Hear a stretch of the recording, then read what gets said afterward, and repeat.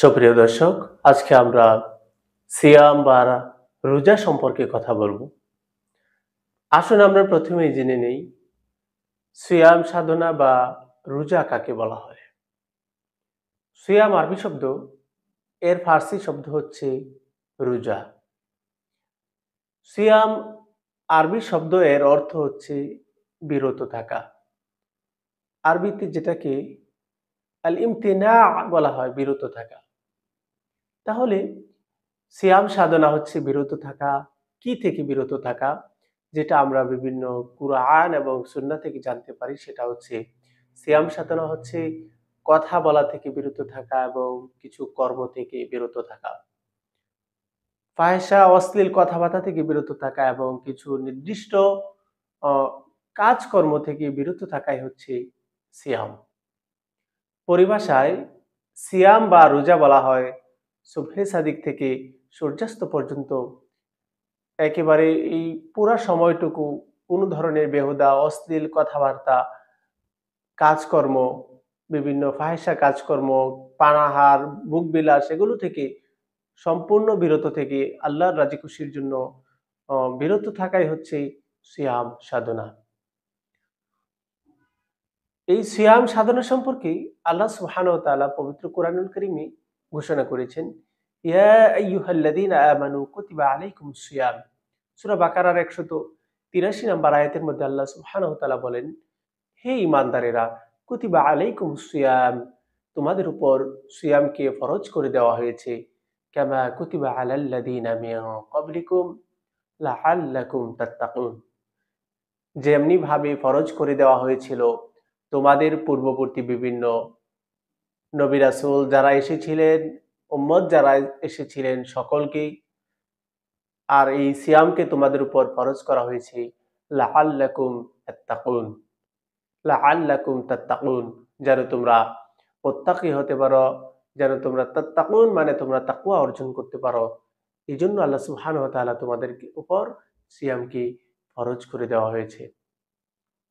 এখানে কামা কুতিবা আলাল্লাযীনা মিন ক্বাবলিকুম, মিন ক্বাবলিকুম দ্বারা কি বোঝানো হয়েছে এ বিষয়ে বিভিন্ন তাফসীরের মধ্যে বিভিন্ন বর্ণনা পাওয়া যায়। আল্লামা আলুসি রহমাতুল্লাহি আলাই, উনি উনার বিশাল তাফসীর গ্রন্থ তাফসীরে রুহুল মাআনিতে বলেন, এখানে মিন ক্বাবলিকুম দ্বারা হযরত আদম আলাইহিস সালাতু ওয়াস সালাম থেকে আমাদের রাসূল সাল্লাল্লাহু আলাইহি সাল্লামের আগের নবী অর্থাৎ হযরত ঈসা আলাইহিস সালাতু ওয়াস সালাম পর্যন্ত সকল মানুষকে বোঝানো হয়েছে। তাহলে তাফসীরে রুহুল মাআনিতে আল্লামা আলুসি রহিমাহুল্লাহ উনি বলেছেন, মিন ক্বাবলিকুম এর ব্যাখ্যায় এখানে মিন ক্বাবলিকুম পূর্ববর্তী কাদের বোঝানো হয়েছে? হযরত আদম আলাইহিস সালাতু ওয়াস সালাম থেকে হযরত ঈসা আলাইহিস সালাতু ওয়াস সালাম পর্যন্ত সকল মানুষকে বোঝানো হয়েছে। তার মানে আমরা এই ব্যাখ্যায় বুঝতে পারলাম হযরত আদম আলাইহিস সালাতু ওয়াস সালাম থেকে হযরত ঈসা আলাইহিস সালাতু ওয়াস সালাম পর্যন্ত সকল নবীদের যে উম্মাহ ছিল তাদের উপর রোজা ফরজ ছিল, তাদের উপর রোজা বাধ্যতামূলক ছিল। যদিও আমাদের সিয়াম সাধনা, আমাদের রোজা পালনের বিষয়টা, আমাদের বিধিবিধানটা পূর্ববর্তী নবীদের সাথে মিল ছিল না। তাদের রোজার ধরন ভিন্ন ছিল, তাদের রোজার সিস্টেম হয়তো ভিন্ন ছিল, কিন্তু তাদেরও রোজা ছিল। হযরত মাওলানা মাহমুদুল হাসান দেওবন্দি রহিমাহুল্লাহ এই আয়াতের ব্যাখ্যায় লিখেছেন, যুগে যুগে মিন ক্বাবলিকুম দ্বারা যুগ যুগ থেকে বর্তমান কাল পর্যন্ত ধারাবাহিকভাবে চলে আসা বোঝানো হয়েছে। অর্থাৎ আমাদের রাসূল সাল্লাল্লাহু আলাইহি ওয়াসাল্লাম আসার আগ পর্যন্ত সকল নবী রাসূল যারা এসেছিলেন তাদেরকে আল্লাহ সুবহানাহু ওয়া তাআলা রোজার সিস্টেম দান করেছিলেন। আল্লাহ সুবহানাহু ওয়া তাআলা বিভিন্ন তাফসীর থেকে আমরা জানতে পারি, অ্যা আল্লাহ সুবহানাহু ওয়া তাআলা হযরত আদম আলাইহিস সালাতু ওয়াস সালাম থেকে এই রোজার সিস্টেম চালু করেছিলেন। যেমন হযরত আদম আলাইহিস সালাতু ওয়াস সালামকে আল্লাহ সুবহানাহু ওয়া তাআলা জান্নাতে দেওয়ার পর বলেছিলেন, লা তাকরাবা হাযিস শাজারা, তুম লা তাকরাবা হাযিস শাজারা, তোমরা এই গাছের নিকটে ধারে কাছেও তোমরা যেও না। অর্থাৎ একটা যাক্কুম ফল খাওয়ার নিষেধ করেছিলেন, বারণ করেছিলেন। এটাই হযরত আদম আলাইহিস সালাতু ওয়াস সালামের রোজা। হযরত আদম আলাইহিস সালাতু ওয়াস সালাম ভুলে গেলেন এবং সেই আল্লাহর আদেশের সেই রোজার সিস্টেম ভঙ্গ করে ফেললেন। এজন্য পরবর্তীতে হযরত আদম আলাইহিস সালাতু ওয়াস সালাম ৪০ বৎসর রোজা রেখেছিলেন সেটার কাফফারা স্বরূপ। বিভিন্ন তাফসীরের মধ্যে এই বিষয়গুলো বর্ণনা করেছেন। যেমন এই নিষিদ্ধ যে যাক্কুম ফল সেটা হযরত আদম আলাইহিস সালাতু ওয়াস সালামের পেটে ৩০ দিন বিদ্যমান ছিল। এজন্য আদম সন্তানেরা এই ৩০ দিন অনেক উম্মতে অনেক নবী অনেক উম্মতি রোজা রেখেছেন, যেটা আমরা বিভিন্ন তাফসীর গ্রন্থ থেকে জানতে পারি। যেমন আমাদের নবী হযরত মুহাম্মদ সাল্লাল্লাহু আলাইহি ওয়াসাল্লাম ৩০ দিন রোজা রাখা তো নির্দেশই এসেছে, ফরজ হয়েছে। হযরত ইব্রাহিম আলাইহিস সালাতু ওয়াস সালাম থেকে শুরু করে হযরত মুহাম্মদ সাল্লাল্লাহু আলাইহি ওয়াসাল্লাম পর্যন্ত সব যুগে ৩০ টি রোজা এরকম ছিল। হযরত মূসা আলাইহিস সালাতু ওয়াস সালামও ৩০ দিন রোজা রাখতেন। তুর পাহাড়ে যাওয়ার পর আল্লাহ তাআলা তাকে আরো অতিরিক্ত ১০ টি রোজা রাখার নির্দেশ দিয়েছিলেন। তারপরে অ্যা হযরত মূসা আলাইহিস সালাতু ওয়াস সালামের মতো ঈসা আলাইহিস সালাতু ওয়াস সালামও কি রোজা রাখতেন। হযরত ইদ্রিস আলাইহিস সালাতু ওয়াস সালাম গোটা জীবন রোজা রেখেছিলেন। হযরত দাউদ আলাইহিস সালাতু ওয়াস সালাম একদিন পর, পর অর্থাৎ বছরে ৬ মাস রোজা পালন করতেন। এজন্য রোজা একটা কঠিন কিছু নয়, রোজা এটা নতুন কিছু নয়। রোজা আগের উম্মতরাও রেখেছে, আমাদের উম্মতকেও রাখতে হবে। এজন্য আল্লাহ সুবহানাহু ওয়া তাআলা সূরাতুল বাকারার ১৮৫ নাম্বার ১৮৩ নাম্বার আয়াতে এরকমভাবে স্পষ্ট ভাষায় উল্লেখ করে দিয়েছেন, ইয়া আইয়ুহাল্লাযীনা আমানু, হে ঈমানদারেরা, কুতিবা আলাইকুমুস সিয়াম, তোমাদের উপর রোজা ফরজ করে দেওয়া হয়েছে, কামা কুতিবা আলাল্লাযীনা মিন ক্বাবলিকুম, যেমনি ভাবে রোজাকে ফরজ করে দেওয়া হয়েছিল মিন ক্বাবলিকুম, তোমাদের পূর্ববর্তী যারা ছিল সকলকেই, লাআল্লাকুম তাত্তাকুন, যেন তোমরা সফলতা অর্জন করতে পারো। এজন্যই আল্লাহ সুবহানাহু ওয়া তাআলা তোমাদের উপর রোজাকে ফরজ করেছেন। আসুন আমরা সবাই মুত্তাকি হওয়ার চেষ্টা করি। আল্লাহ সুবহানাহু ওয়া তাআলা আমাদের সকলকে তাকওয়াবান হওয়ার তৌফিক দান করুন। এই রোজার মাধ্যমে তাকওয়া অর্জন করার তৌফিক দান করুন। আমরা যে রোজা পালন করছি, সিয়াম পালন করছি, সেটা শরীয়তের একটা ফরজ বিধান, অকাট্য দলিল, মূল স্তম্ভসমূহের মধ্যে অন্যতম একটি ফরজ, যেটি নাজিল হয়েছিল হিজরির ২য় হিজরিতে। এই রোজার বিধান নাজিল হয়েছিল। তাহলে আল্লাহ রাসূল সাল্লাল্লাহু আলাইহি সাল্লাম ৪০ বছর বয়স থেকে ধর্ম প্রচার শুরু করেছিলেন। সেখান থেকে হিজরির ২য় বছরের আগ পর্যন্ত কি কোনো রোজার বিধান ছিল না? অবশ্যই ছিল। কেননা আল্লাহ সুবহানাহু ওয়া তাআলা পবিত্র কুরআনুল কারীমের সূরাতুল বাকারার ১৮৩ নম্বর আয়াতে বলেছেন, ইয়া আইয়ুহাল্লাযীনা আমানু, হে ঈমানদারেরা, কুতিবা আলাইকুমুস সিয়াম কামা কুতিবা আলাল্লাযীনা মিন ক্বাবলিকুম লাআল্লাকুম তাত্তাকুন, তোমাদের উপর সিয়াম সাধনাকে, রমজানের রোজাকে ফরজ করা হয়েছে, যেমনি ভাবে ফরজ করা হয়েছিল পূর্ববর্তী নবীর উম্মতদের প্রতি, পূর্ববর্তী যারা ছিলেন তাদের প্রতি যেমন ভাবে ফরজ করা হয়েছিল, যেন তোমরা তাকওয়া অর্জন করতে পারো। এই আয়াত থেকে আমরা বুঝতে পারলাম যে রোজা শুধু আমাদের মুহাম্মদ সাল্লাল্লাহু আলাইহি সাল্লামের উপরই বিধান নাজিল করেননি, এই বিধান আল্লাহ সুবহানাহু ওয়া তাআলা অন্যান্য আগের নবীদের প্রতিও নাজিল করেছিলেন। তাহলে আমাদের রাসূল সাল্লাল্লাহু আলাইহি সাল্লামের উপর এই বিধান আসার পূর্বে আমাদের ধর্মে কি কোনো রোজার বিধান ছিল? হ্যাঁ, রোজার বিধান অবশ্যই ছিল। এর রোজার চূড়ান্ত পর্যায়ে ফরজের যে বিধানটা সেটা হিজরির ২য় হিজরিতে এসেছে, রমজানের রোজা যেটা। তাছাড়া আগে আরো বিভিন্ন রোজা ছিল। যেমন আমরা সুনান নাসাইর ২৪১৩ নম্বর হাদিস থেকে জানতে পারি, কানা নবিয়্যু সাল্লাল্লাহু আলাইহি ওয়াসাল্লাম ইয়াসুমু সালাতা আইয়ামিন মিন কুল্লি শাহর। আল্লাহর নবী সাল্লাল্লাহু আলাইহি ওয়াসাল্লাম সুনানে নাসাইয়ের ২৪১৩ নম্বর হাদিসের মধ্যে রাসূল সাল্লাল্লাহু আলাইহি ওয়াসাল্লাম থেকে আমরা জানতে পারি, রাসূল সাল্লাল্লাহু আলাইহি ওয়াসাল্লাম প্রতি মাসের ৩ দিন রোজা রাখতেন। অর্থাৎ প্রতি মাসের আইয়ামে বিজে রোজাগুলো ১৩, ১৪, ১৫ তারিখের রোজাগুলো রাসূল সাল্লাল্লাহু আলাইহি ওয়াসাল্লাম গুরুত্ব সহকারে রাখতেন। শুধু তাই নয়, আল্লাহ রাসূল সাল্লাল্লাহু আলাইহি ওয়াসাল্লাম শুধু নিজে রাখতেন না, বরং সাহাবায়ে আজমাইন যারা ছিলেন তাদেরকে এই রোজাগুলো রাখার জন্য ওসিয়ত করতেন, যেটা আমরা সহিহ বুখারীর ১৯৮১ নাম্বার হাদিস থেকে আমরা জানতে পারি। হযরত আবু হুরায়রা থেকে বর্ণিত, তিনি বর্ণনা করেছেন যে আল্লাহ রাসূল সাল্লাল্লাহু আলাইহি ওয়াসাল্লাম আমাকে ৩টি বিষয়ে নির্দেশ দিয়েছেন।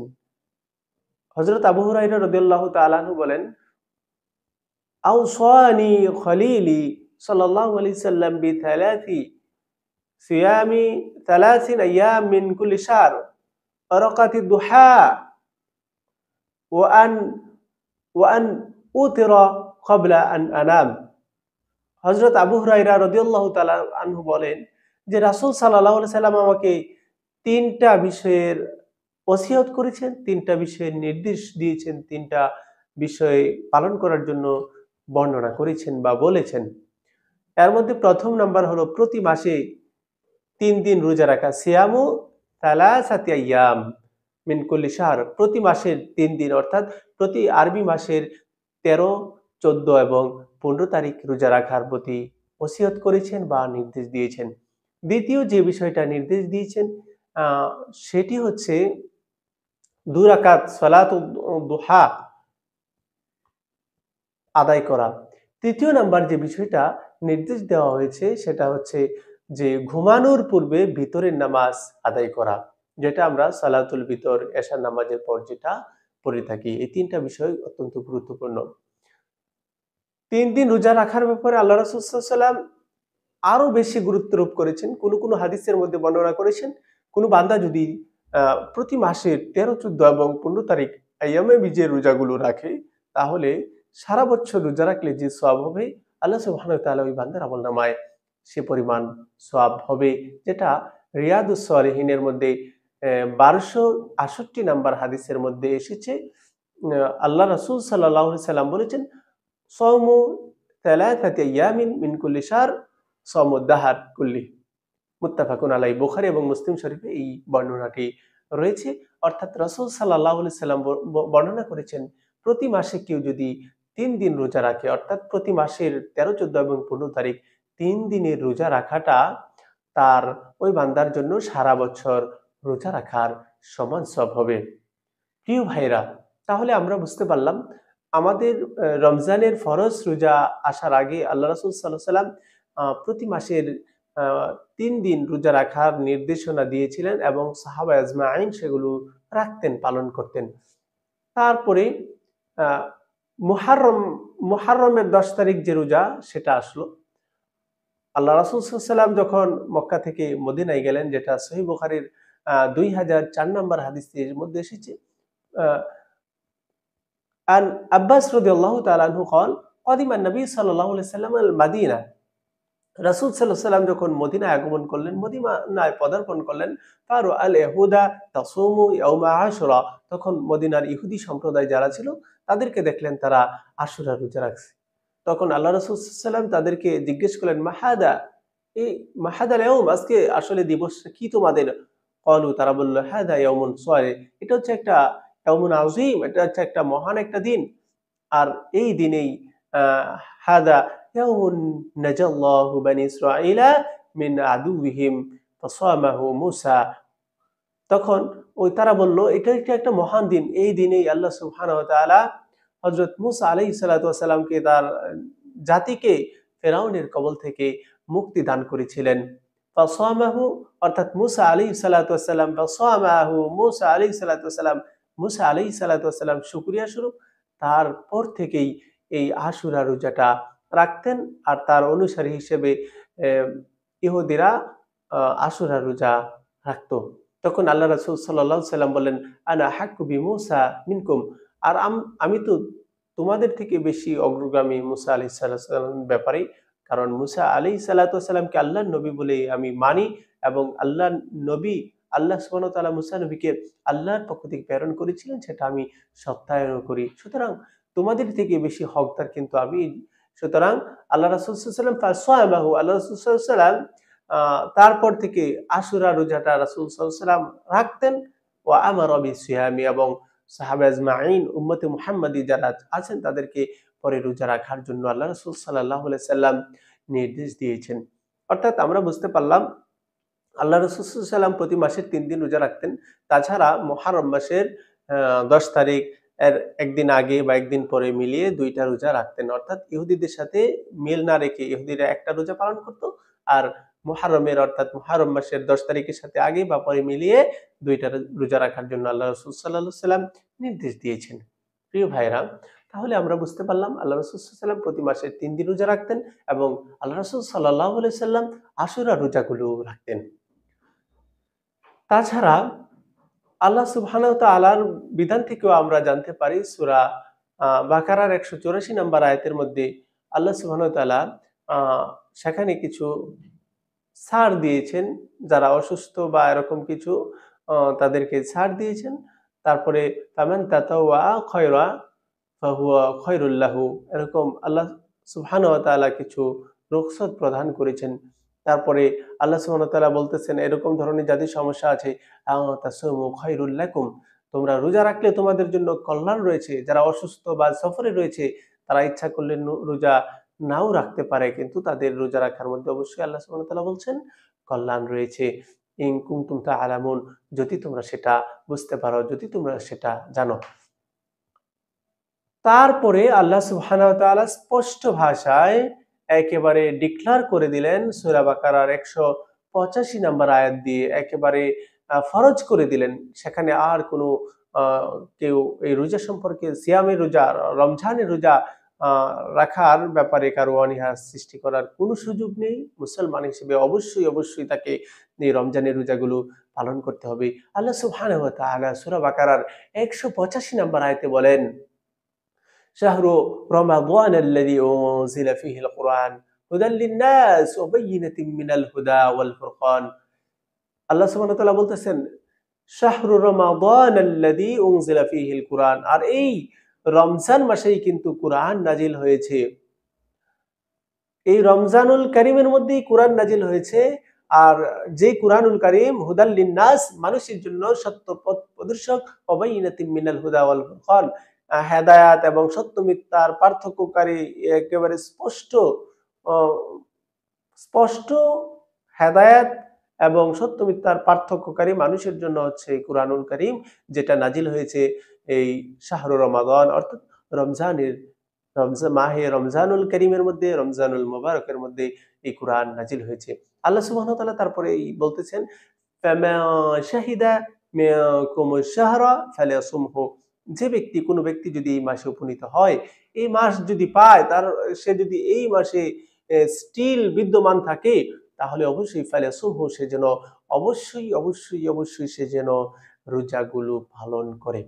সুতরাং আমরা বিভিন্ন হাদিস থেকেও আমরা জানতে পারি আল্লাহ রাসূল সাল্লাল্লাহু আলাইহি ওয়াসাল্লাম আমাদেরকে এই রোজা রাখার ফরজ বিধানটাকে অত্যধিক গুরুত্ব দিয়েছেন।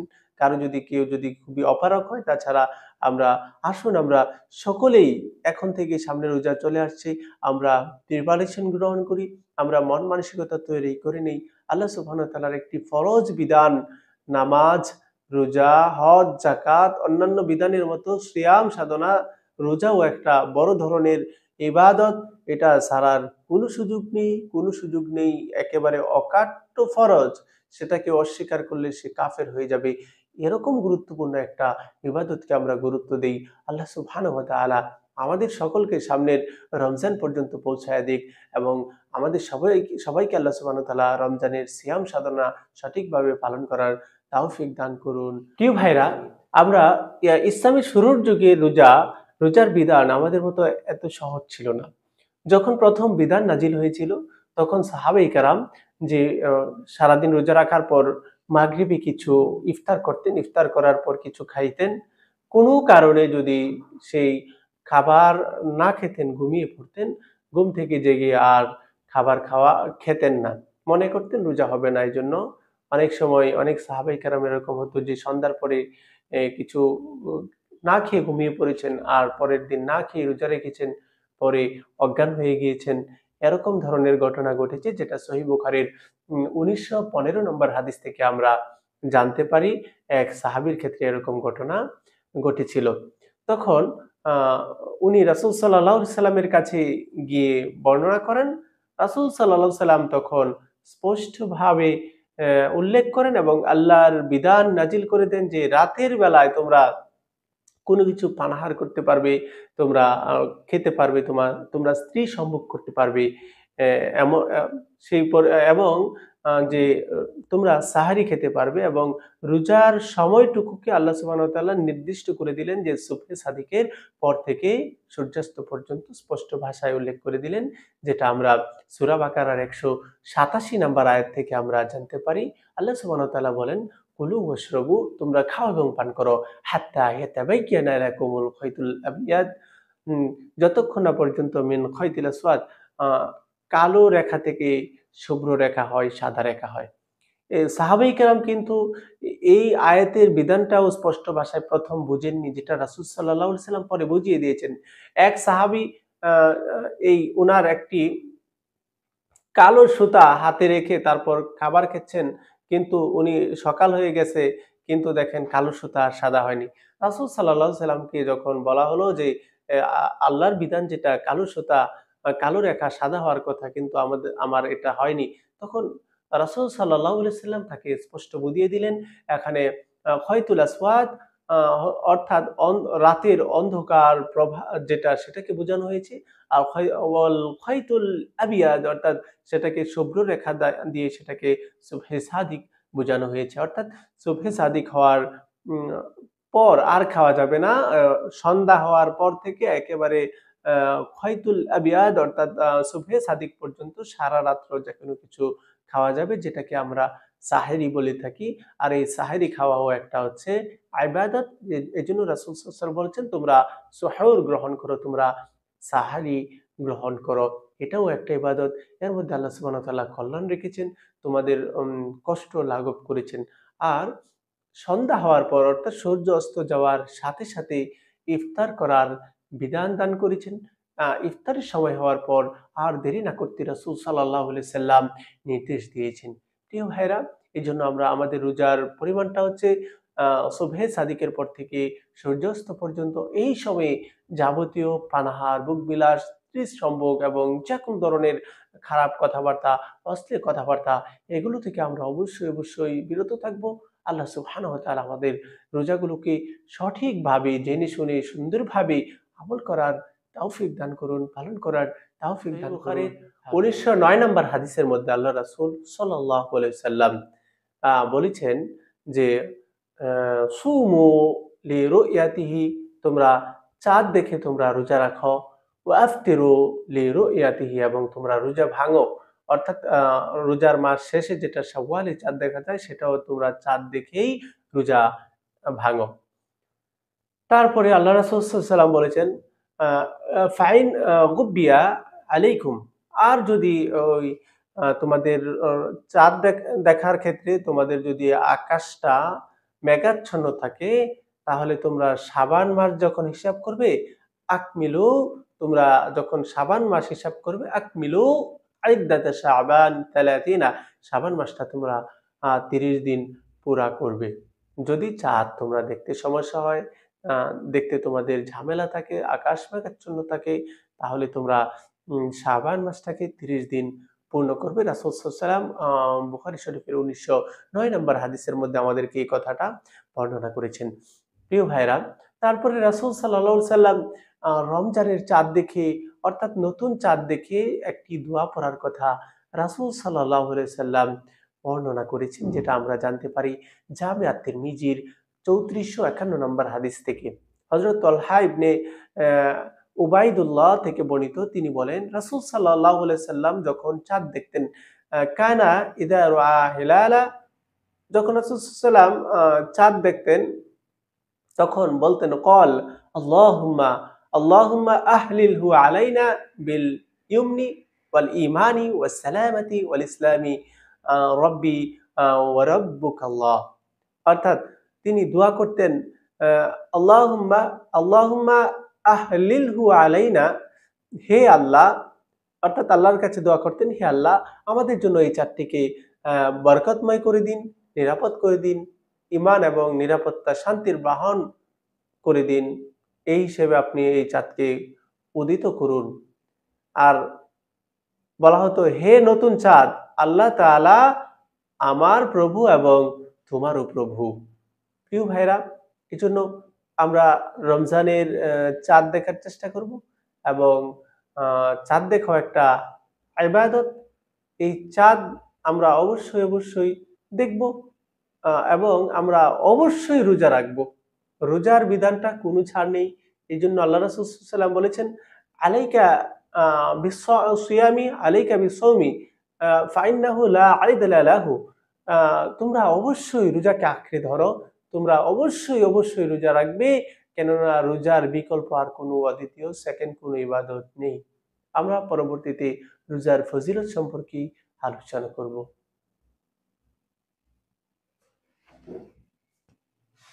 আল্লাহ সুবহানাহু ওয়া তাআলা এমন একটি বিধান রোজা দিলেন যার বিকল্প আর কোনো ইবাদত নেই। সুনানে নাসাইর 2230 নম্বর হাদিসের মধ্যে রাসূল সাল্লাল্লাহু আলাইহি সাল্লাম বলেছেন, এক সাহাবী হযরত আবি উমামা রাদিয়াল্লাহু তাআলা আনহু তিনি রাসূল সাল্লাল্লাহু আলাইহি সাল্লামকে বললেন, আমুরনি বিআমাল, হে আল্লাহর রাসূল আমাকে এমন একটা কোনো আমলের কথা বলুন, একটা কোনো আমল করার নির্দেশ প্রদান করুন। তখন রাসূল সাল্লাল্লাহু আলাইহি সাল্লাম বললেন, আলাইকা বিসসাওম, তুমি অবশ্যই তুমি সিয়ামকে রোজাকে আঁকড়ে ধরো। ফাইন্নাহু লা আইদলা লাহু, কেননা এই রোজার অদ্বিতীয়, রোজার বিকল্প আর কোনো ইবাদত হতে পারে না। বুখারী শরীফের 1904 নম্বর হাদিসের মধ্যে আল্লাহ রাসূল সাল্লাল্লাহু আলাইহি সাল্লাম বলেছেন যে, কুল্লু আমাল ইবনে আদম লাহু ইল্লা সিয়াম, বনি আদমের প্রত্যেকটা ইবাদত তার নিজের জন্য, কিন্তু রোজা ছাড়া। অর্থাৎ অন্যান্য সকল ইবাদত নিজের জন্য করতে পারে, কিন্তু রোজা আসলে কাউকে দেখানোর জন্য ব্যক্তিগত স্বার্থে কেউ করে না, যেটা একমাত্র আল্লাহ সুবহানাহু ওয়া তাআলার সন্তুষ্টি ছাড়া। সবাই আল্লাহর সন্তুষ্টির জন্যই রোজা রাখে। তারপরে রাসূল সাল্লাল্লাহু আলাইহি ওয়াসাল্লাম বলেন, ফাইন্নাহু লি ওয়া আনা আজজি বিহি। আল্লাহ সুবহানাহু ওয়া তাআলা হাদিসে কুদসির মধ্যে বর্ণনা করছেন যে, ফাইন্নাহু লি ওয়া আনা আজজি বিহি, এই রোজা শুধু আমার জন্য এবং এর বদলা আমি নিজেই দিব। আল্লাহ নিজে বলতেছেন বনি আদমের সব আমল তার জন্য, শুধু রোজা ছাড়া। রোজার বদলা আমি নিজে দিব, কারণ রোজা শুধু আমার জন্যই রাখা হয়। তারপরে বলা হচ্ছে আসিয়ামু জুন্নাতুন, রোজা হচ্ছে ঢাল স্বরূপ বিভিন্ন পাপাচার, অশ্লীলতা, এগুলো থেকে রোজা ঢাল স্বরূপ আল্লাহ সুবহানাহু ওয়া তাআলা রোজাকে বানিয়েছেন।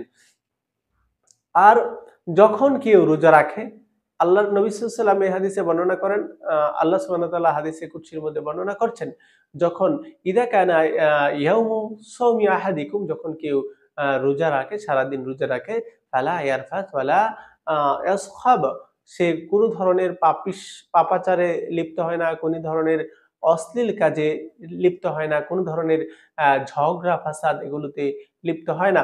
যদি কেউ তার সাথে ঝগড়া করতে আসে এবং যদি কেউ তার সাথে ঝগড়া, মারামারি, গালি দেয়, তখন সে বলে ইন্নী সাইম, নিশ্চয়ই আমি রোজাদার ব্যক্তি, সুতরাং আমি এগুলো করতে পারবো না। তখন আল্লাহ সুবহানাহু ওয়া তাআলার পক্ষ থেকে তার জন্য ঘোষণা আসে, তার জন্য কিছু ঘোষণা আছে, যেটা রাসূল সাল্লাল্লাহু আলাইহি সাল্লাম বর্ণনা করেছেন।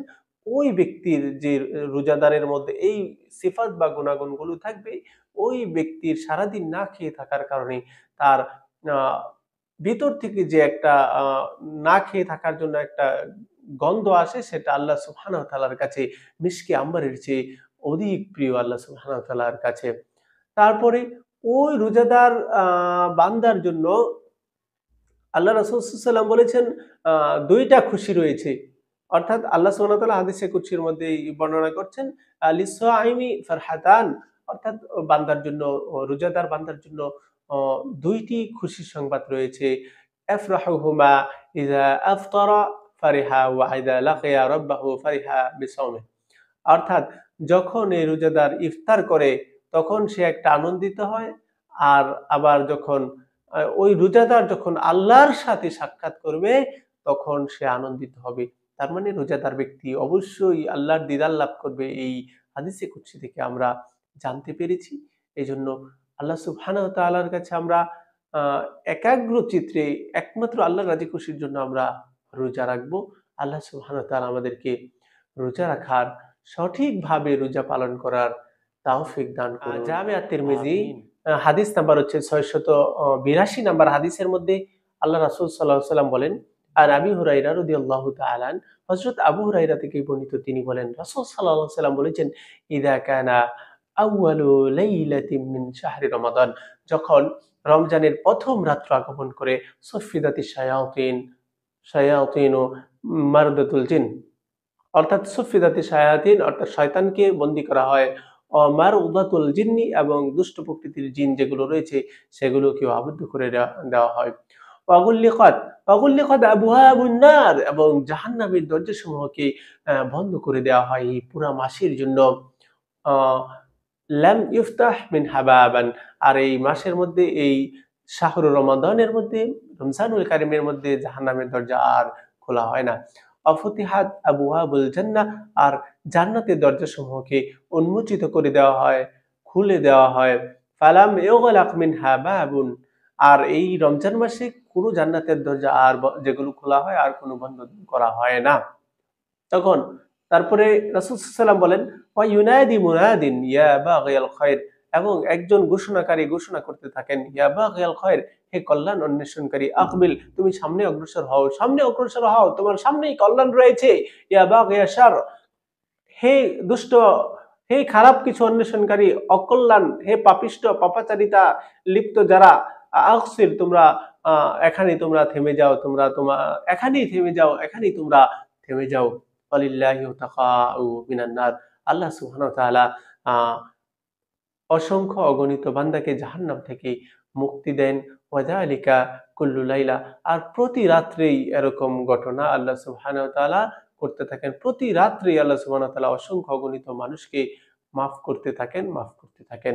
যেটা আমরা জানতে পারলাম জামে তিরমিজির ৬৮২ নাম্বার হাদিস থেকে। আল্লাহ সুবহানাহু ওয়া তাআলা রাসূল সাল্লাল্লাহু আলাইহি সাল্লামের মাধ্যমে আমাদেরকে ক্ষমার ঘোষণা দিয়ে দিয়েছেন, যেটা সহিহ বুখারীর ৩৮ নাম্বার হাদিস থেকেও আমরা জানতে পারি।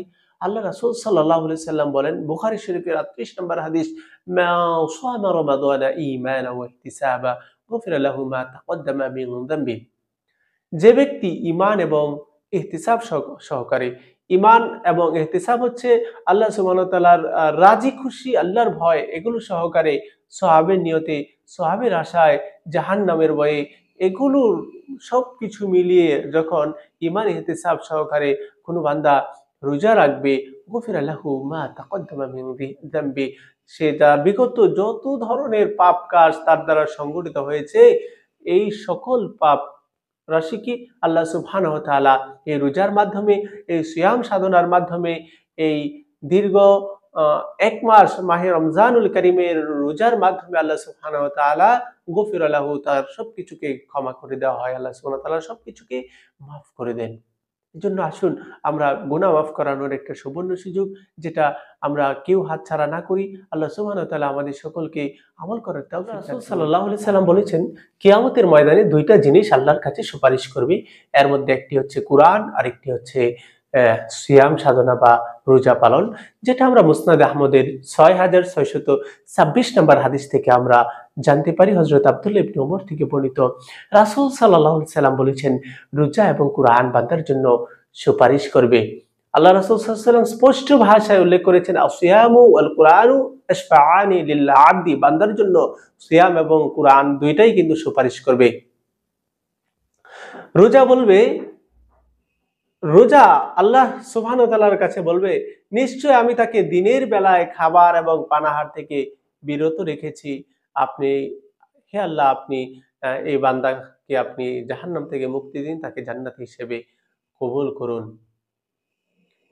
এবং কুরআনও ওই বান্দার জন্য সুপারিশ করবে। এই কুরআন বলবে, মানাতুহুন নাওম বিল লাইলি, আমি ওই বান্দাকে রাতের বেলা ঘুমাতে চেয়েছিল, সে বান্দাকে ঘুম থেকে আমি বারণ করে রেখেছি।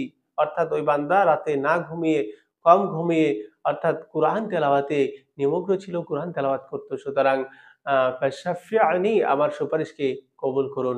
তারপরে রাসূল সাল্লাল্লাহু আলাইহি ওয়াসাল্লাম মুসনাদ আহমদের ৬৬২৬ নম্বর হাদিসের একেবারে শেষ অংশে বলেছেন, ফাশফাআনি, তখন এই দুইজনের সুপারিশকেই, এই দুইটার জিনিসের সুপারিশকেই কবুল করে নেওয়া হবে। অর্থাৎ কুরআন এবং সিয়াম দুইটাই কি, রোজা, রমজানের রোজা, এগুলো আল্লাহর কাছে সুপারিশ করবে এবং আল্লাহ সুবহানাহু ওয়া তাআলা তাদের সুপারিশকে কবুল করবেন এবং তাদেরকে নাজাত দেবেন। ইনশাআল্লাহ আশা করা যায় এই দুইটা জিনিস আমাদের সকলের জন্য সুপারিশ করবে। আল্লাহ সুবহানাহু ওয়া তাআলা কুরআন এবং রোজার সুপারিশকে আমাদের সকলের জন্য কবুল করুন। আমরা বেশি বেশি করে কুরআন তেলাওয়াত করব, আর বেশি আমরা রোজা রাখবো। বিশেষ করে রমজানের রোজা, এর সাথে কোরআনের ভালো একটা সম্পর্ক রয়েছে। কারণ শাহরু রমাদান আল্লাযী উনজিলা ফীহিল কুরআন ইন্না আনজালনাহু ফী লাইলাতিল কদর। এই রমজান মাসেই কোরআন নাজিল হয়েছে, লাইলাতুল কদরের রাত্রে কোরআন নাজিল হয়েছে। এজন্য আমরা এই কোরআন নাজিলের মাসকে কোরআন তেলাওয়াতের মাধ্যমে, অন্যান্য ইবাদত বন্দেগীর মাধ্যমে কাটানোর চেষ্টা করি। আল্লাহ সুবহানাহু ওয়া তাআলা আমাদের সবাইকে মাহে রমজানের উপলক্ষে আল্লাহ সুবহানাহু ওয়া তাআলা সকল ইবাদতকে 10 থেকে 700 গুণ পর্যন্ত বৃদ্ধি করে দেন। শুধু তাই নয়, আল্লাহ রাসূল সাল্লাল্লাহু আলাইহি সাল্লাম বলেছেন, এই রমজান মাসে কেউ যদি অন্য মাসে একটা নফল ইবাদত করে, এই রমজান মাসে সেটা একটি ফরজের সমান সওয়াব তার আমলনামায় আল্লাহ সুবহানাহু ওয়া তাআলা লিপিবদ্ধ করে দেন। আর যে এই রমজান মাসে একটি ফরজ আদায় করে, অন্য মাসে 70টি ফরজ ইবাদতের সমান আল্লাহ সুবহানাহু ওয়া তাআলা তার আমলনামায় লিপিবদ্ধ করে দেন। তাহলে এই রমজানটা কত গুরুত্বপূর্ণ, যেটা আমরা বিভিন্ন হাদিস থেকে জানতে পারি। সুনান ইবনে মাজার 3823 নম্বর হাদিসের মধ্যে আল্লাহ রাসূল সাল্লাল্লাহু আলাইহি সাল্লাম বর্ণনা করেছেন, আদম সন্তানের প্রতিটি কাজের সওয়াব 10 থেকে 700 গুণ পর্যন্ত বর্ধিত হয়। আল্লাহ সুবহানাহু ওয়া তাআলা বলেন, তবে রোজা ব্যতীত। কারণ রোজার হিসাব অন্যান্য থেকে আলাদা, কারণ রোজাটা একমাত্র আল্লাহর জন্য রাখা হয়। ফাইন্নাহু লি ওয়া আনা আজজি বিহি। আল্লাহ সুবহানাহু ওয়া তাআলা বলতেছেন যে আল্লাহ নিজে বলেছেন যে আস-সাওমু লি ওয়া আনা আজজি বিহি, রোজা একমাত্র শুধু আমার জন্য, এর পুরস্কার আমি নিজ হাতে দিব। সুতরাং রোজার বিনিময়ে আমরা 10 থেকে 700 গুণের ভিতর সীমাবদ্ধ করতে পারি না। অন্যান্য ইবাদতকে সীমাবদ্ধ করতে পারি। কোরআন তেলাওয়াত করলে একটা হরফ যদি কেউ তেলাওয়াত করে তার 10টা নেকি হয়। আর এই রোজার মধ্যে যদি হয়, সেটা আল্লাহ সুবহানাহু ওয়া তাআলা যদি 70 গুণ বাড়িয়ে দেন, তাহলে 700 গুণ হয়ে যেতে পারে। কিন্তু আল্লাহ সুবহানাহু ওয়া তাআলার রোজা রাখাটা শুধু আল্লাহ সুবহানাহু ওয়া তাআলার জন্য খাস করেছেন। এই রোজার বিনিময়ে কি দিবেন আল্লাহ কাউকে বলেননি, সেটা আল্লাহ বলেছেন এটা শুধু আমার জন্য, এর প্রতিদান আমি নিজ হাতে দিব। এই রোজা জাহান্নাম থেকে মুক্তির একটি ঢাল স্বরূপ, যেটা সুনান ইবনে মাজার 1639 নম্বর হাদিসের মধ্যে আল্লাহ রাসূল সাল্লাল্লাহু আলাইহি সাল্লাম বলেছেন, আসিয়ামু জুন্নাতুম মিনান নার কাজুন্নাতি আহাদিকুম মিনাল কিতাল। যুদ্ধের ময়দানে একজন যেমন তার ঢাল দিয়ে যেমন যুদ্ধের ময়দানে সে বাঁচতে পারে, যুদ্ধের ময়দানে ঢালের মতো ঠিক রোজা হচ্ছে এমন একটি ঢাল যেটি জাহান্নামের থেকে বাঁচার একটি ঢাল। আল্লাহ সুবহানাহু ওয়া তাআলা আমাদের সকলকে এই রোজা নামক এই ঢাল ব্যবহার করে আমরা যেন আল্লাহ সুবহানাহু ওয়া তাআলা আমাদের সবাইকে যেন জাহান্নামের কঠিন আযাব থেকে মুক্তি দেন, জাহান্নামের শাস্তি থেকে হেফাজত করেন। রাসূল সাল্লাল্লাহু আলাইহি সাল্লাম বলেছেন, কেউ যদি রোজা রাখে, রমজানে রোজা রাখে, রোজাদার ব্যক্তির জন্য আল্লাহ সুবহানাহু ওয়া তাআলা স্পেশাল ভাবে আলাদা একটা জান্নাতের দরজা রেখেছেন, যেটাকে রায়্যান বলা হয়। আমরা সহিহ বুখারীর 1896 নম্বর হাদিস থেকে জানতে পারি, যেটা আনিন নবী সাল্লাল্লাহু আলাইহি সাল্লাম, হযরত সাহাল রাদিয়াল্লাহু থেকে বর্ণিত, তিনি বলেছেন রাসূল সাল্লাল্লাহু আলাইহি সাল্লাম বলেছেন, ইন্না ফিল জান্নাতি বাবান ইয়াকালু লাহু রায়্যান, নিশ্চয়ই জান্নাতের মধ্যে এমন একটা দরজা রয়েছে যেটার নাম হচ্ছে রায়্যান। ইয়াদখুলু মিনহু সাইমুন ইয়াউমাল কিয়ামা, কিয়ামতের ময়দানে, কিয়ামতের দিন এই দরজা দিয়ে শুধু সাইমুন, যারা রোজা রেখেছে, যারা রোজা পালনকারী, শুধু তারাই কিন্তু এই জান্নাতের এই ডোর দিয়ে, এই গেট দিয়ে, এই দরজা দিয়ে শুধু তারাই প্রবেশ করবে। এই দরজা দিয়ে লা ইয়াদখুলু মিনহু আহাদুন গায়রু, রোজাদার ছাড়া আর কেউ এই দরজা দিয়ে প্রবেশ করতে পারবে না। ইয়াকালু, এই দরজা বলতে থাকবে, আইনা সাইমুন, কোথায় রোজাদার, কোথায় রোজাদার? ফায়াকুমুনা লা ইয়াদখুলু মিনহু আহাদ, শুধু রোজাদাররাই তখন দাঁড়িয়ে যাবে, আর অন্য কেউ এই দরজা দিয়ে প্রবেশ করতে পারবে না। ফাইদা দাখালু ওয়াগলিকা ফালাম ইয়াদখুল মিনহু আহাদ, যখন সকল রোজাদার এই দরজা দিয়ে প্রবেশ করে ফেলবে, তখন এই দরজাকে বন্ধ করে দেওয়া হবে, আর কখনো এই দরজাকে উন্মুক্ত করা হবে না, এই দরজাকে খোলা হবে না। অর্থাৎ এই দরজা শুধু স্পেশালদের জন্য।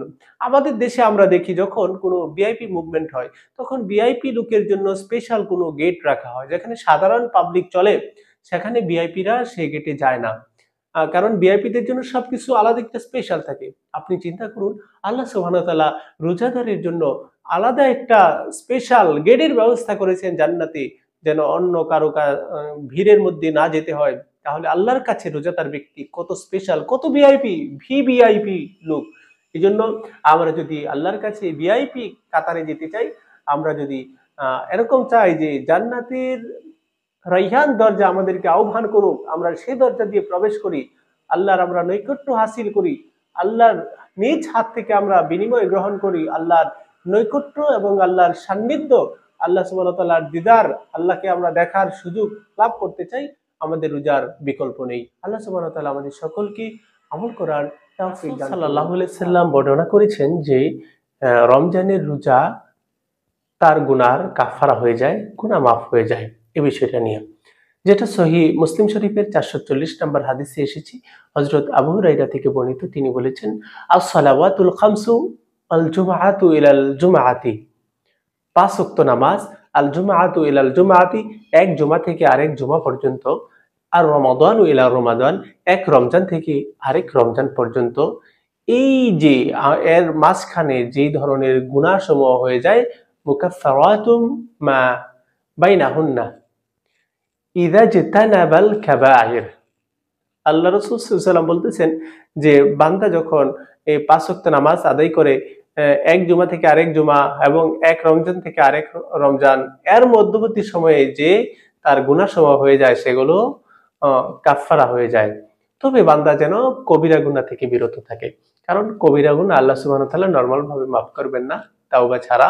আর কিছু কিছু মানুষের হক যেগুলো রয়েছে, সেগুলো আল্লাহ মাফ করবেন না, সেগুলো ওই বান্দা যদি মাফ না করে। এজন্য আমরা অবশ্যই অবশ্যই কবিরা গুনাহ থেকে বিরত থাকব, মানুষের হক নষ্ট করা থেকে, মানুষের সম্পদ গ্রাস করা থেকে অবশ্যই বিরত থাকব।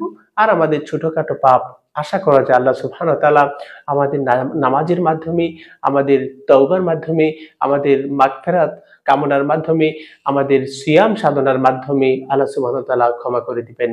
আল্লাহ সুবহানাহু ওয়া তাআলা আমাদের সবাইকে সকল পাপরাশি ক্ষমা করে আমাদেরকে জান্নাতের মেহমান হিসেবে কবুল করুন। সাল্লাল্লাহু আলাইহি ওয়াসাল্লাম এরকম কিছু কথা বলেছেন, যারা মৃত্যুর সময় এই কাজগুলো করবে, মৃত্যুর সময় এই আমলগুলো করবে, সে নিশ্চিত জান্নাতি।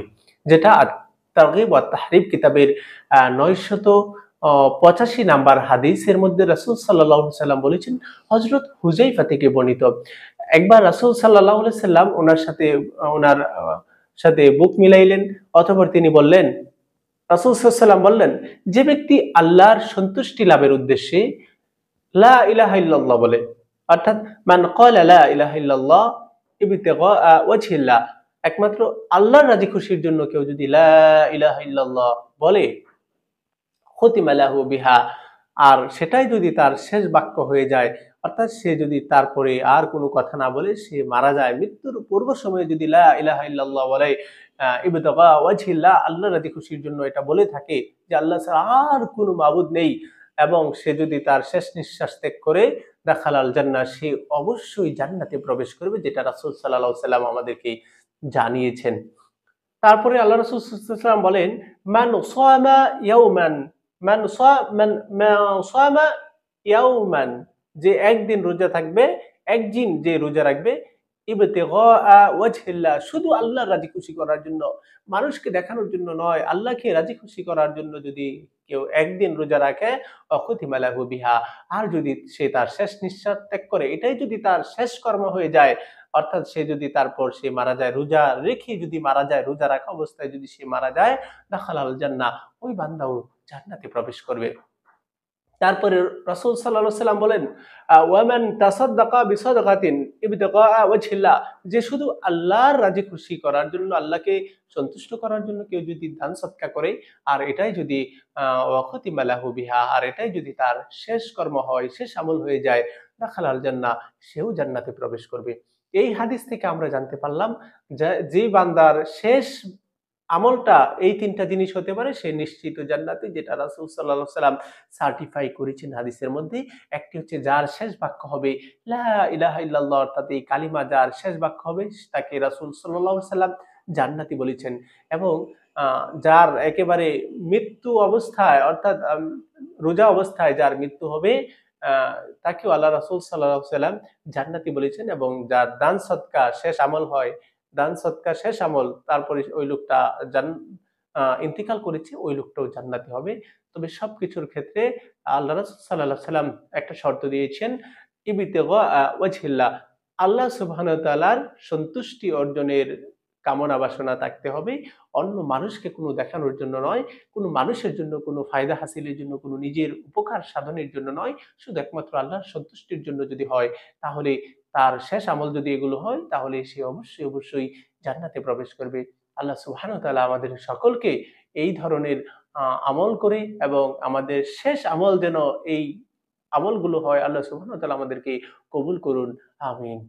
রাসূল সাল্লাল্লাহু আলাইহি সাল্লাম রোজাদারের ফজিলত বর্ণনা করতে গিয়ে বর্ণনা করেছেন যে, আমার উম্মতকে এমন ৫ টি জিনিস দান করা হয়েছে, যেটা অন্য কোনো উম্মতকে দান করা হয়নি। অর্থাৎ অন্যান্য উম্মতের রোজা ছিল, কিন্তু আমাদের এই রমজান উপলক্ষে, আমাদের এই রমজানের মাধ্যমে, রোজার মাধ্যমে যে ৫ টা স্পেশাল কিছু দান করেছেন, যা অন্য কোনো উম্মতকে দান করা হয়নি। আল্লাহ রাসূল সাল্লাল্লাহু আলাইহি সাল্লাম বর্ণনা করছেন যে, রোজাদারের ১ নাম্বার হচ্ছে রোজাদারের মুখের গন্ধ। সারাদিন না খাওয়ার থাকার কারণে যে তার যে পেটের যে তন্তু থেকে, পেটের নালী থেকে, সেগুলো থেকে এক ধরনের গন্ধ বের হয়ে আসে, যেটা আল্লাহর কাছে মেশকে ঘ্রাণের চেয়ে বেশি প্রিয়। প্রিয় ভাইয়েরা, এই অনেকে মনে করে যে এটা মুখের দুর্গন্ধ। না, এটা মুখের দুর্গন্ধর কথা বলা হয়নি। সারাদিন না খেয়ে থাকার কারণে একেবারে পেটের ভিতর থেকে এক ধরনের গন্ধ আসে, সেটাকে বর্ণনা করা হয়েছে, যেটা আল্লাহর কাছে মেশকে ঘ্রাণের চেয়ে অনেক বেশি প্রিয়। প্রিয় ভাইয়েরা, তারপরে ২ নম্বরে রাসূল সাল্লাল্লাহু আলাইহি সাল্লাম বলেছেন, যেটা স্পেশাল ভাবে দান করা হয়েছে উম্মতে মুহাম্মাদীকে, অন্য কোনো উম্মতকে দেওয়া হয়নি রোজা উপলক্ষে, যেটা এই ফেরেশতারা রোজাদারের জন্য ইফতারের পর্যন্ত, অর্থাৎ রোজা রাখা অবস্থায় সবসময় ফেরেশতারা রোজাদারদের জন্য কল্যাণের দোয়া করে, মঙ্গলের দোয়া করে থাকে, যেটা অন্য কোনো ইবাদতের ক্ষেত্রে এরকম ঘোষণা নেই। এজন্য আমরা যদি দুনিয়াতে পার্থিব জীবনেও কল্যাণ চাই, আমরা যদি সুস্থতা চাই, যেকোনো ধরনের কল্যাণ চাই, অবশ্যই আমাদেরকে রোজা রাখতে হবে। এজন্য আল্লাহ সুবহানাহু ওয়া তাআলা পবিত্র কুরআনুল কারীমে বলেছেন, তাসুমু খায়রুল লাকুম, যদি তোমরা রোজা রাখো সেটা তোমাদের জন্য, অবশ্যই সেটার মধ্যে তোমাদের জন্য কল্যাণ রয়েছে।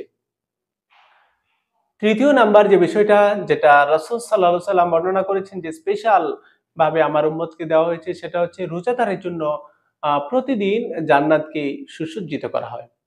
এবং আল্লাহ সুবহানাহু ওয়া তাআলা ঘোষণা করেন, অতি সত্বর আমার নেক বান্দারা কষ্ট, দুঃখ কষ্ট থেকে মুক্ত হয়ে আমার কাছে চলে আসবে, এবং জান্নাতকে প্রতিদিন সুন্দর করা হয়, সুসজ্জিত করা হয়, সাজানো গোছানো হয়। চতুর্থ নাম্বার, এই রমজান মাসে বিভিন্ন শয়তান, দুষ্ট জিন এবং শয়তান যাদেরকে আবদ্ধ করে রাখা হয়, যা অন্য কোনো মাসের মধ্যে করে রাখা হয় না। যার কারণে অন্যান্য মাসের মতো এই মাসে খারাপ কাজ সংঘটিত হয় না। প্রিয় ভাইয়েরা, রমজানের সর্বশেষ রাতে ৫ নাম্বার যে বিষয়টা, রমজানের সর্বশেষ রাতে রোজাদারকে ক্ষমা করে দেওয়া হয়। সাহাবায়ে কেরাম আরজ করল, হে আল্লাহ রাসূল, সেই রাত কি লাইলাতুল কদর? আল্লাহ রাসূল সাল্লাল্লাহু আলাইহি সাল্লাম বললেন, না, নিয়ম হলো কাজ শেষ হলে মজুরকে তার মজুরি দিয়ে দেওয়া হয়। সুতরাং রমজানের ২৭ তারিখ রাত্রে তো পুরা রমজানুল কারীম শেষ হয়ে যায়নি। অর্থাৎ রমজানুল কারীমের মাস পূর্ণ করার পরেই আল্লাহ সুবহানাহু ওয়া তাআলা ওই বান্দাদেরকে ক্ষমার ঘোষণা দিয়ে দিয়েছেন।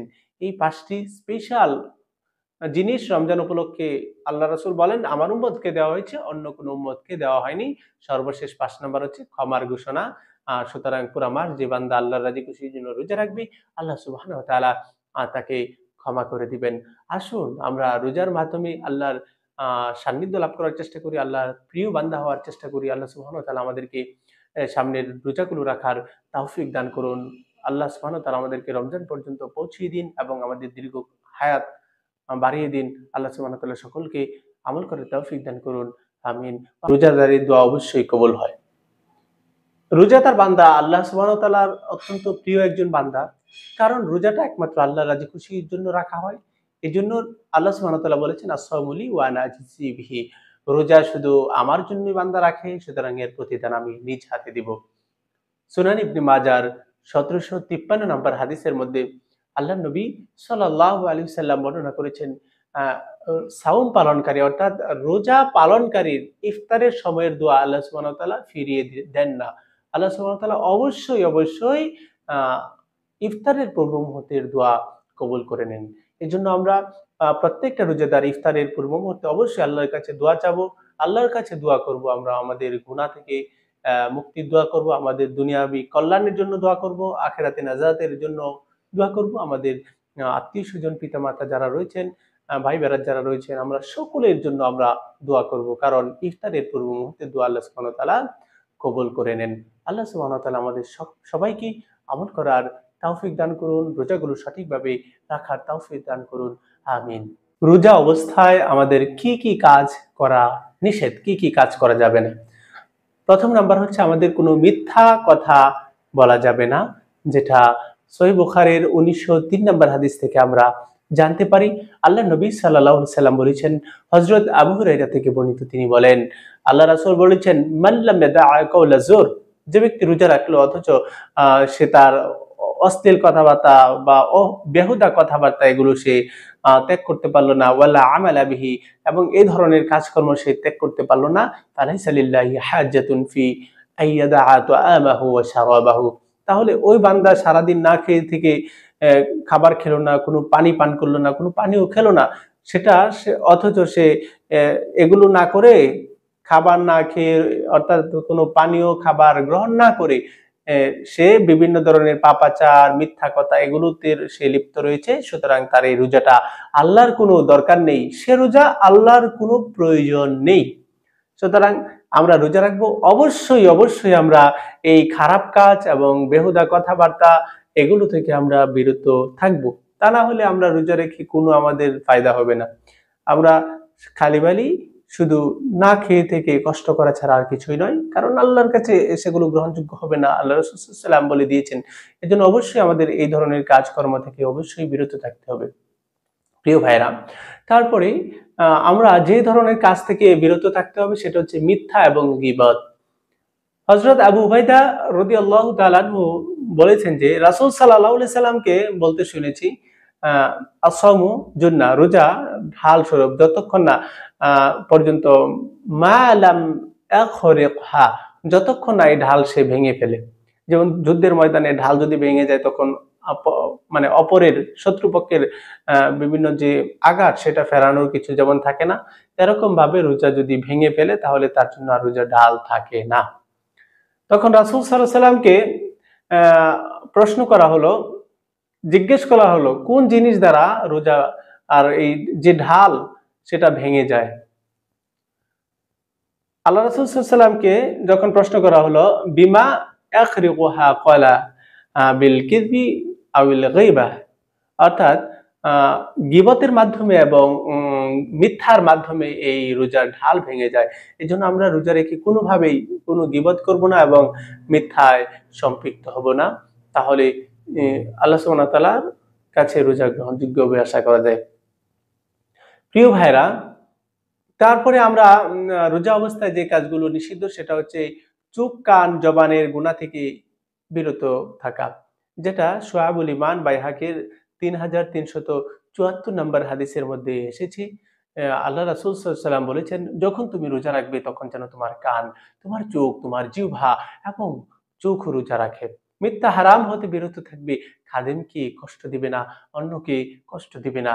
রোজার দিন প্রশান্ত মনে থাকতে হবে এবং রোজা রাখার দিন এবং রোজা না রাখার দিন যেন বরাবর না হয়।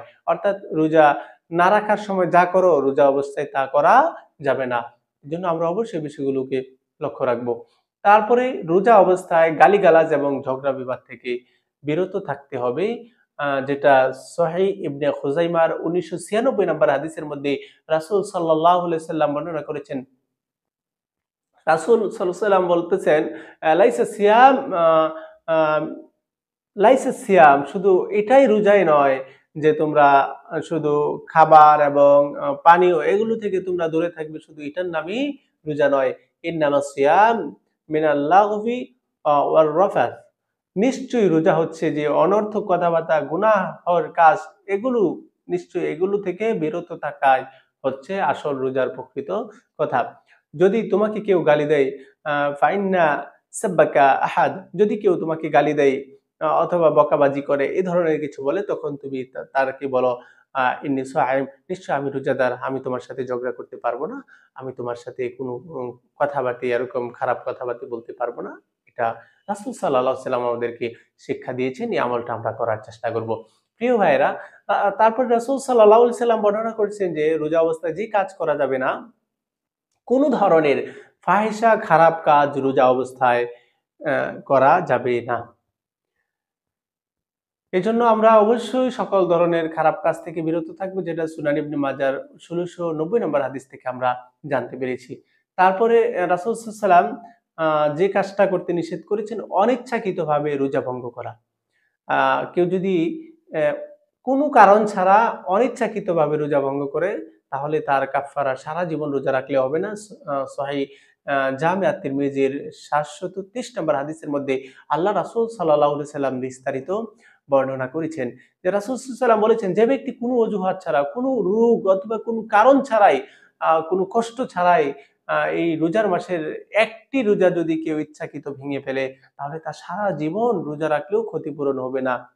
প্রথমেই বলে রাখি, আল্লাহ রাসূল সাল্লাল্লাহু আলাইহি ওয়াসাল্লাম মুসনাদে বাজ্জার ৪৯৭৪ নম্বর হাদিসে বর্ণনা করেছেন, আবু মুসা রাদিয়াল্লাহু তাআলা আনহু বলেন, আল্লাহ সুবহানাহু ওয়া তাআলা নিজের উপর ফয়সালা করে নিয়েছেন যে যে ব্যক্তি গরমের দিন রোজা রাখবে, যে ব্যক্তি গরমের দিন রোজা রাখবে, আল্লাহ তাকে পিপাসার দিন অর্থাৎ কিয়ামতের দিন হাউজে কাউসারের পানি পান করাবেন। যে গরমের মধ্যে অনেক কষ্ট করে রোজা রাখবে, আল্লাহ সুবহানাহু ওয়া তাআলা পিপাসার দিন অর্থাৎ কিয়ামতের দিন তাকে পানি পান করাবেন। আর কিয়ামতের দিন পানি নরমাল পানি নয়, সেটা হাউজে কাউসারের পানি হবে। আর যে ব্যক্তি একবার হাউজে কাউসারের পানি পান করবে, তার আর জান্নাতে ঢোকা পর্যন্ত তার আর কোনো পানির পিপাসা লাগবে না। প্রিয় ভাইরা, এই জন্য আমরা যত কষ্টই হোক না কেন, আমরা অবশ্যই রোজা রাখবো, রোজা ভাঙবো না। প্রিয় ভাইরা, তারপরে রাসূল সাল্লাল্লাহু আলাইহি ওয়াসাল্লাম রোজাদারের ইফতার করানোর বিষয়ে বর্ণনা করেছেন। কোনো বান্দা যদি কোনো রোজাদারকে ইফতার করায়, তাহলে সে ওই রোজাদারের সমান সওয়াব পাবে।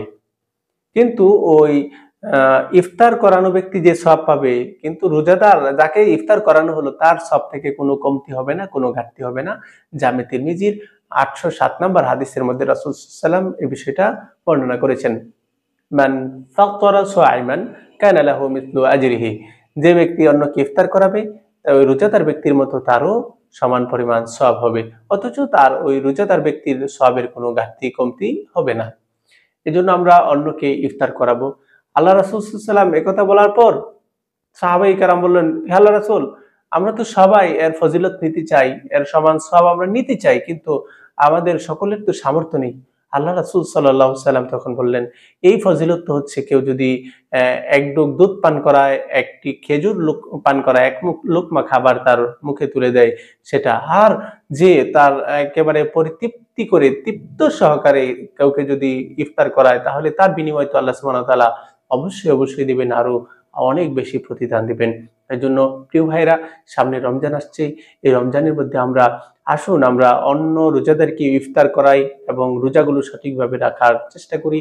কম বেশি আমরা আমাদের ইফতারের মধ্যে অন্য কোনো রোজাদার ভাইকে আমরা ইনভাইট করি, আমরা তাদেরকে সাথে নেই, তাদের সাথে শরীক হই, নিজেদের কল্যাণের জন্য, নিজের সওয়াব হাসিলের জন্য। আল্লাহ সুবহানাহু ওয়া তাআলা আমাদের সবাইকে কবুল করুন। আমিন। ওয়া আখির দাওয়ানা আলহামদুলিল্লাহি রাব্বিল আলামিন।